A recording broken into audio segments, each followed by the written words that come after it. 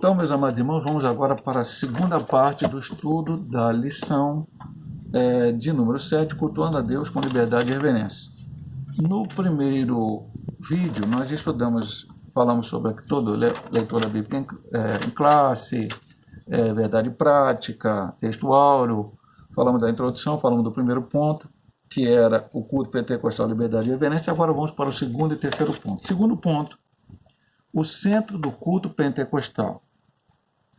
A igreja é toda a congregação ou assembleia que se reúne em torno do nome de Jesus Cristo como Senhor e Salvador, professando fé nele publicamente e de forma diversificada. Então, igreja é quem? É a congregação, ou seja, as pessoas que estão naquele lugar específico. Eu sou pastor de uma igreja, e aqui vamos colocar nesse sentido congregação, pessoas reunidas no Jacatirão, Morro da Carolina, em Jardim Santa Marta e Nova Campina. Esse grupo de pessoas que tem Jesus como Senhor e Salvador se reúnem para adorá-lo. Então, senta a nossa adoração. Alguns opositores da obra pentecostal costumam nos acusar em nossos cultos, darmos ênfase ao Espírito Santo acima de Jesus. É uma maneira sutil de nos chamar de montanista. Montanista é um grupo herege que surgiu lá no início da igreja, que dava mais ênfase ao Espírito Santo e acreditava em coisas que não eram verdade. Então, os pentecostais não seguem a doutrina de Montano. É uma outra coisa totalmente diferente. Trata de uma interpretação equivocada a nosso respeito. O Senhor Jesus é o centro da nossa adoração e da mensagem pregada pelas Assembleias de Deus. Vou dizer, ele está escrevendo uma lição para a Assembleia de Deus. Nós somos metodistas pentecostais, utilizamos essa revista porque a nossa doutrina é praticamente igual. Algumas pequenas coisas que diferem entre a metodia pentecostal e a Assembleia de Deus, mas são poucas. E outras igrejas pentecostais também usam essa lição, porque é importante. Nós não temos uma igreja porque não temos a nossa publicadora, não temos a nossa própria revista. Como outras assim o são e usam a da CPAD. Mas podemos nos referir a isso. Então, os crentes se reúnem em nome de Jesus para a adoração do... aliás, o Senhor Jesus é o centro da nossa adoração e da mensagem pregada na Assembleia de Deus. E os crentes se reúnem em nome de Jesus para a adoração do Deus Trino. Temos aprendido nessa lição desde a primeira. E vimos isso em outras lições. Quando eu estou adorando o Pai, estou adorando também o Filho e o Espírito, porque não são três deuses. Nós somos triteístas, nós somos unicistas, não, desculpa. Nós somos, cremos na Trindade. Cremos num Deus Pai, Deus Filho e Deus Espírito Santo. E os três são um. Pessoas distintas, mas a mesma essência, tudo. Então, quando eu estou adorando, a gente até aprendeu numa lição, tinha meio nas Assembleias de Deus, muita igreja pentecostal, não pode dar glória ao Espírito Santo, porque o Espírito Santo não é para ser glorificado. Não, quando eu estou glorificando o Espírito Santo, eu estou glorificando também a Jesus e ao Pai, porque os três são um. Então, nós vamos adorar o Deus Trino. Nós não estamos adorando o Espírito Santo. Os pentecostais não adoram o Espírito Santo, esquecem Jesus e esquecem o Pai. Não, que aí estaria até errado. Aí nós teríamos três deuses. Aí nós teríamos politeístas. Não somos. Adoramos um único Deus, em três pessoas distintas. Então, quando eu digo glória ao Pai, eu também estou glorificando ao Filho e ao Espírito Santo. A declaração de fé das Assembleias de Deus diz que unimos-nos como corpo de Cristo para a adoração pública ao Deus Trino. Esse é o padrão ensinado nas Escrituras, porque nós, aí ele vai citar o texto de Filipenses 3,3, porque nós é que somos a circuncisão. Nós é que adoramos a Deus no Espírito, nos gloriamos em Cristo Jesus e não confiamos na carne. Nova Almeida atualizada. Vamos aqui para o segundo ponto, um culto vibrante no poder do Espírito. O assunto de 1 Coríntios 14 é adoração. A expressão paulina, quando vos ajuntais, se refere aos cultos. A exaltação paulina, a comunidade cristã de Corinto, nos ensina muita coisa sobre o culto. Entre elas que o culto não era entediante e nem consistia num pregador falando para um rebanho atento e silencioso, pois havia uma interação dinâmica de compartilhar e receber. Os crentes não eram espectadores, mas participando do culto. Nada há na instrução paulina que indique ser essa a manifestação dos dons restrita à liderança. O contexto sugere participação dos crentes em geral. Então, como é que é o nosso culto? Como é que deveria ser o nosso culto? Um culto que tem todas essas partes, como a gente falou, uma iniciação, normalmente a gente sempre alguém dirige, o outro prega, normalmente assim. Às vezes, ou alguém dirige e prega no mesmo culto. Mas vamos colocar tão saldo ali como o Pai Senhor. Aí, pastor, tem uma liturgia necessária? Bom, eu, pastor Hélio, sigo o que eu penso ou o que eu acho melhor, e às vezes até muda. Então, se eu estiver dirigindo um culto, eu, pastor Hélio, eu oro ou peço alguém para orar, eu canto um hino da harpa cristã, leio a leitura bíblica introdutória, peço mais um irmão para orar. Às vezes se comenta a leitura bíblica introdutória, um pequeno comentário, porque depois tem um pregador. Dá-se a oportunidade para os irmãos, e às vezes no meio das oportunidades, entre oportunidades que alguém vem, antes que outro venha, canta-se mais hinos congregacionais com todo mundo, hino da harpa, ou até hinos avulsos, não importa. Quando era antes da pandemia, antes de passar a palavra ao pregador, recolhia-se as ofertas. Eu, como sou o pastor, e temos lá o pastor Paulo que é meu auxiliar, faz-se anúncios, muitas vezes necessários. O pregador prega a palavra de Deus. Ao final, se houver pessoas não crentes na igreja, faz o apelo para que aceitem a Cristo como único e eterno Salvador de suas vidas. Depois vamos para a oração da fé, para os enfermos ou outras dificuldades, muitas vezes deixando que os irmãos expressem os seus pedidos de oração, e a bênção apostólica. Logicamente, nós estamos falando de uma igreja pentecostal.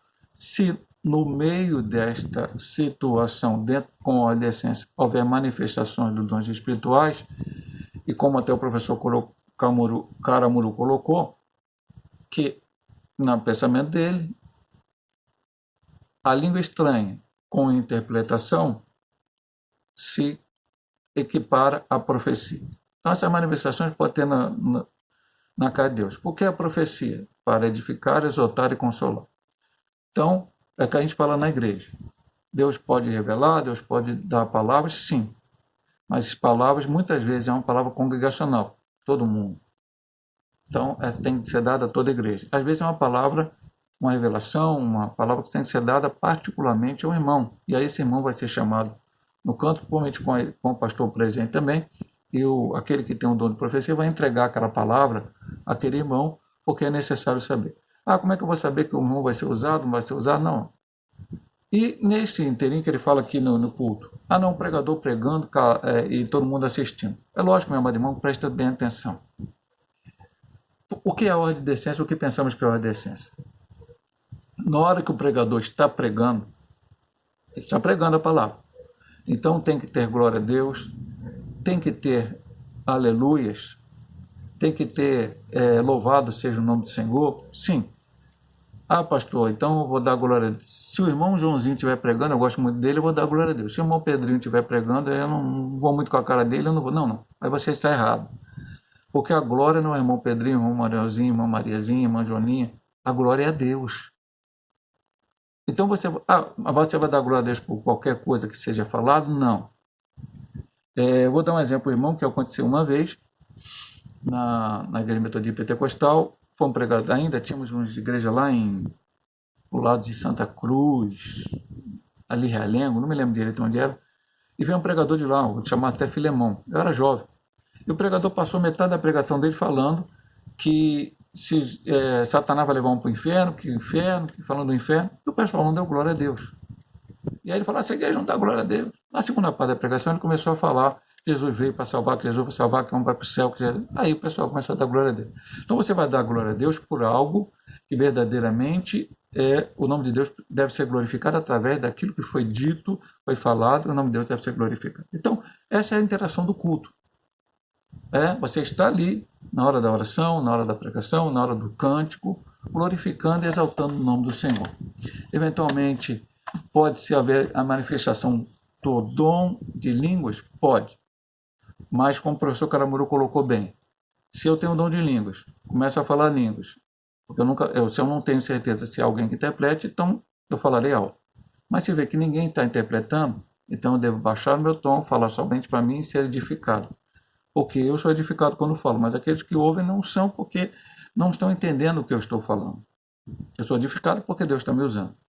E aí precisa que o povo entenda. Entre o indouto não vai entender nada na igreja, e é tudo isso que temos aprendido nessa lição. Característica pentecostal. Os primitivos cultos eram espontâneos e diferentes das reuniões nas sinagogas, embora muitas características viessem delas. Tiago 2:2. A liturgia dos cultos constava de oração e cântico. 1 Coríntios 14:15. O louvor para a adoração de Deus, desde os tempos antes dos séculos até a consumação dos séculos. Jó 38:7, Apocalipse 7:9. Então, o louvor vai continuar no céu, né? A leitura e exposição das Escrituras Sagradas aparece como elementos do culto cristão. De outra forma, em outra fonte paulina. Persiste em ler, exortar e ensinar. 1 Timóteo 4:13 é uma orientação que Paulo dá a Timóteo. Essa instrução é uma referência à leitura bíblica. As ofertas são parte da oração bíblica desde os tempos do Antigo Testamento. O objetivo delas é levar avante a obra de Deus enquanto a igreja estiver na terra. Então, tudo isso tem no culto, já falamos no ponto anterior, até não precisa colocar muito palavra, apenas entender. Agora, uma coisa que o professor Caramuru falou, interessantemente, que tem acontecido. Muito louvor e pouca palavra. É uma inversão do século XXI, do século XX, século XXI. Então, a gente tem que ter um pouco de cuidado. Pastor, temos que louvar a Deus no culto? Temos. Cantar, tocar instrumento, mas não que a palavra vire um momentozinho pequenininho que a gente vai pregar ali, ainda com todo cuidado, porque o povo louva. Quando chega a hora da palavra, o povo está cheio de vontade de ir embora. Não. A palavra é, inclusive, e eu penso desta maneira, embora alguns pensem de outra maneira, é a parte fundamental do culto. Ensinamento bíblico para os crentes. Deus fala através do louvor? Fala. Mas Deus fala através da palavra. E hoje é colocado de uma maneira diferente. Muito louvor, ministrações, e a palavra às vezes tem pouco espaço. Não pode ser assim. A palavra de Deus tem que ser primazia nos nossos cultos, na nossa adoração. Então ele fala aqui tudo que tem doutrina, tem cântico, né? É até interessante que lendo quando Jesus foi dar ceia, um dos evangelistas, não me lembro se é Mateus ou Lucas, fala que tendo cantado hinos, saíram para o Monte das Oliveiras. Então, até Jesus também louvou e adorou com seus discípulos no momento em que ele ensinou a eles como é que era a ceia do Senhor. Jesus também louvou, provavelmente um salmo. Alguns estudiosos dizem até que foi o Salmo 116, mas aí não dá para saber. Jesus também louvou com a igreja. Vamos agora para o ponto 3. Temos aqui no ponto 3 a conclusão para estudarmos. Como se expressa a liturgia de nossas igrejas? Como ela se expressa? Vamos lá. As reuniões de adoração em nossas igrejas são diversificadas. Temos cultos públicos, chamados por muitos como culto da família, de oração, de ensino da doutrina, escola bíblica dominical, círculo de oração, além de atividade com criança, adolescente e jovem. Então tem vários tipos de culto. A igreja metodista pentecostal, entre aspas, não tem círculo de oração, mas tem consagração. Então tem vários tipos de trabalho que são públicos, que se reunimos juntos. E vamos ver como é que isso funciona quando nos reunimos juntamente. Nossa reunião de adoração. Nossa liturgia é simples e permite que qualquer irmãos e irmãs adorem a Deus com liberdade. A nenhum deles é negado o púlpito. Todos eles têm a oportunidade de falar à igreja o que Jesus fez na sua vida. São os testemunhos sobre salvação, cura, libertação e outras bênçãos. A maioria baseia sua fé nos relatos bíblicos, e são os milagres registrados na Bíblia que inspiram e levam os irmãos a receberem a bênção. Foi dessa maneira que crescemos e nos tornamos a maior denominação evangélica do país. Ele está falando da Assembleia de Deus. O Deus que nos trouxe até aqui, Ele mesmo nos conduzirá pelo seu Espírito até a vinda. Essa adoração a Deus é em Espírito e em verdade. É o que nós falamos ainda há pouco, meu amado irmão, sobre essa questão que ele aqui, o Ezequiel Soares, o professor Caramuru lá, também defende a mesma ideia, e eu sempre falei, sempre preguei na igreja. Respeito as igrejas que têm essa questão de grupo de louvor. Eu até uma certa vez, alguns irmãos da igreja, lá para trás, não foi agora, recente não. Pastor, queremos fazer o Ministério de Louvor. Eu falei, poderão fazer, sem problema nenhum. Mas o Ministério de Louvor será, não como vocês verem em outras igrejas, como o pastor Hélio vai dizer para vocês que tem que ser. Como é que é, pastor?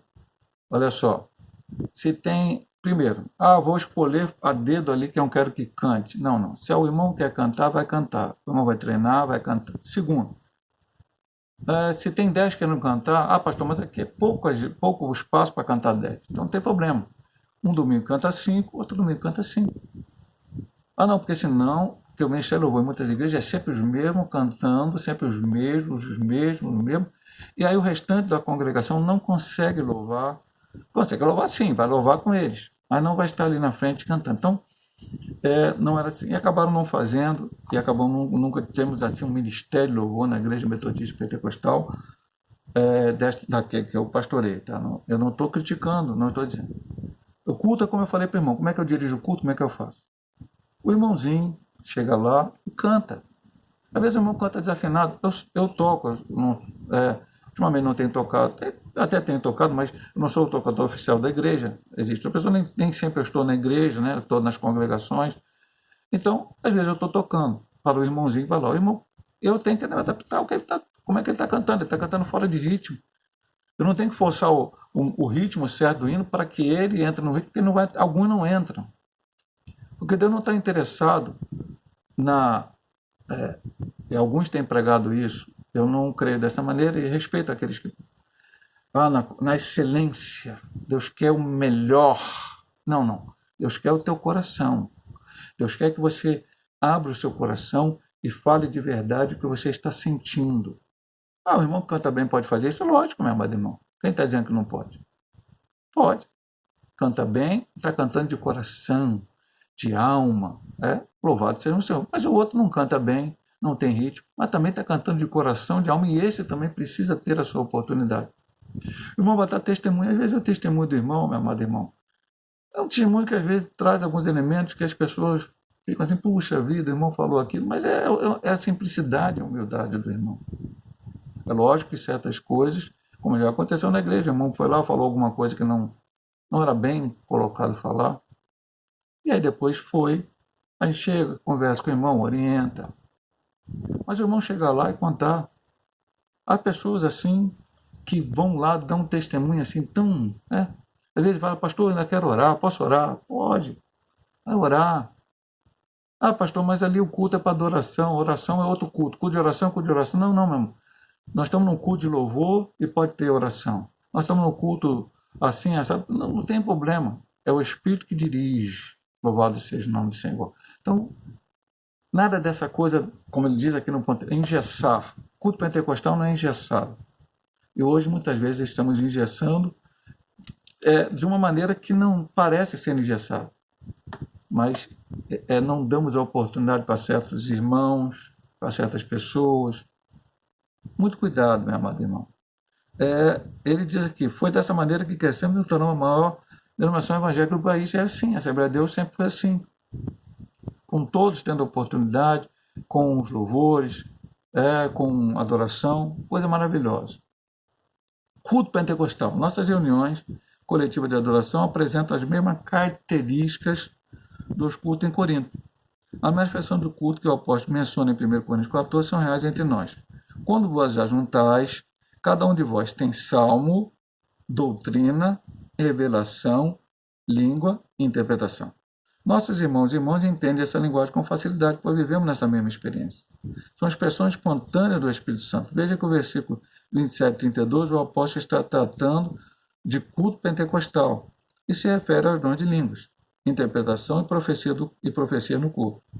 É muito comum o visitante sentir a presença de Deus em nossos cultos. Então, como nós falamos anteriormente, tudo com ordem e decência.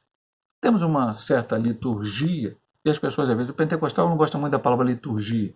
Parece que está engessando. Não. Existe a liturgia. Por exemplo, eu falei que eu canto hino. Algumas igrejas cantam 3 hinos da harpa. Pastor, é errado cantar 3 hinos da harpa nisso? Não, meu amado irmão. Tem que cantar 3 hinos da harpa, louvado seja 2 hinos da harpa, louvado seja o nome do Senhor. Não tem problema nenhum. É por isso que existe uma liturgia. E tem igrejas que começam o culto, vai lá 1 hora e tal, agora vão cantar 3 hinos da harpa. E engessado? Não. É liberdade do Espírito. Você está louvando a Deus daquela forma. E aí ele vai a oportunidade. Já vi igreja, eu não gosto muito, que passa a palavra pregador antes e depois vai fazer a oportunidade. Pastor, isso aí é errado. Não, pecado é errado. Não. Mas nós temos a tendência e queremos fazer dessa forma. Pensamos que, vamos dizer assim, é o mais correto, né? ter toda a parte das oportunidades, fazer toda aquela parte. Depois o pregador, no final, para o pregador fazer o apelo e aí orar para as pessoas, até porque depois, acabado o culto, se aquela pessoa aceitou Jesus, muitas vezes pode até se levar a pessoa para o gabinete, conversar com ela, aconselhar, falar sobre os próximos passos que tem que tomar.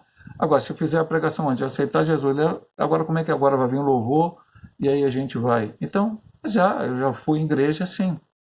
Então, é a liturgia, mas com a participação de todo mundo. Se você não tiver oportunidade, hoje não tive oportunidade, não tem problema, você não deixou de participar do culto. Você deu glória a Deus, você deu aleluia, você louvou o Senhor, você teve a oportunidade de com a sua oferta, abençoar a obra de Deus, você teve a oportunidade de, no momento de oração, ou você orando, se você também não teve a oportunidade de orar, acompanhar a oração do outro irmão pedindo que Deus abençoe, que Deus a opere, que Deus haja com seu poder, enfim, tudo isso é importante, a gente tem que entender bem isso. E vamos aqui para a conclusão. Então, só mais um pouquinho nesse ponto aqui, né? Então, reuniu, tem salmo, louvor, doutrina, pregação da palavra. Revelação, língua, interpretação, a manifestações dos dons espirituais. O que precisamos saber é que o Novo Testamento não estabelece forma litúrgica de adoração porque parece não ter sido essa preocupação do Espírito Santo. Já falamos isso durante toda a lição, né? Temos Igreja do Corinto como uma situação no capítulo 14 que Paulo fala como é que era o culto lá, que acabamos de falar aqui, quando reunidos não tem salmo, doutrina, interpretar as línguas, interpretação, enfim. Mas você não vai ver essa forma litúrgica que tem que ser desse jeito aqui. Em Israel, lá no Antigo Testamento, tinha, mas na igreja, não. Não é essa a preocupação do Espírito. Que os nossos cultos sejam dinâmicos e espontâneos em nome de Jesus, com espontaneidade e reverência. O que acontece hoje, meu amado irmão, é apenas uma crítica construtiva. Já aconteceu na igreja metodista pentecostal, não vou falando da igreja dos outros, A, B, C. É que houve espontaneidade, mas não houve reverência. E precisa haver reverência. Reverência na hora de louvar, na hora de bater a palma, na hora do uso dos dons. Tudo tem que ser com reverência. Porque senão vira uma bagunça que ninguém entende, que ninguém compreende, que a igreja não é edificada, que a igreja não é exortada, que a igreja não é consolada, que os dons são utilizados não para aquilo que é útil, como aprendemos na lição. Por isso nós falamos de um importante. Pastor, é importante bater com o Espírito Santo? Essencial, principalmente agora no século XXI. E os dons espirituais, pastor? Essenciais. Precisamos buscar os dons e eles ser exercidos na igreja. E o fruto do Espírito? Mais do que essencial, porque você batizar com o Espírito Santo, receber os dons e o fruto não manifestar na sua vida, esses dons podem ser utilizados de uma forma errada e aí pode haver confusão na igreja. Então as três coisas juntas trará à igreja um crescimento, trará à igreja uma bênção sem medida, e é isso que nós estamos estudando, além do que estudamos semana passada, que é a santificação. Nós não somos espectadores do culto, como no teatro ou cinema. Antes participamos dele com cantos congregacionais, corais, conjunto, por louvores, dando glória a Deus, aleluia. E é assim que nós nos unimos. Nós estamos ali para assistir um culto. Eu não fui na igreja para assistir o culto. Eu fui na igreja para fazer o culto, para adorar. E não importa que eu tive a oportunidade, que eu fui chamado para cantar um hino, que eu fui chamado para orar. Não. Isso é só mais uma parte. Se eu fui, eu estarei fazendo parte também, louvado seja o Senhor. Se não fui, estarei fazendo parte também, porque eu fui lá adorar, louvar, glorificar esse Deus. Só mais uma colocação para encerrarmos o estudo. Pastor, então só existe adoração conjunta? Não, aqui nós estamos falando dessa decência e ordem do culto, juntos. Mas a adoração principalmente é individual. Você adora na sua casa, onde você estiver. E na sua casa, meu amado irmão, fecha a porta do seu quarto, vai orar. Aí não tem problema, se você é batizado com o Espírito Santo, tem um dom de línguas, se você fala a língua alto, se você chora, o que acontece? Porque está você e Deus apenas. Então não vai entrar ninguém vai se escandalizar, ninguém vai acontecer nada. E não haverá necessidade nem que haja interpretação para as outras pessoas entender a mensagem. Você vai estar orando a Deus. Quando você está reunido congregacionalmente, então, há ordem de decência que precisa ser mantida. Você não exerce o culto, não quer dizer que você vai ficar calado, você não pode dar um glória a Deus, não pode dar um aleluia, não pode dar um louvado seja o nome do Senhor, não. Você está ali para glorificar e exaltar esse Deus maravilhoso. Deus possa nos abençoar. Se Deus assim nos permitir, estaremos voltando para mais um vídeo semana que vem com outra lição maravilhosa, lição outra, que é comprometidos com a palavra de Deus. Deus possa abençoar nossos amados irmãos, em nome de Jesus.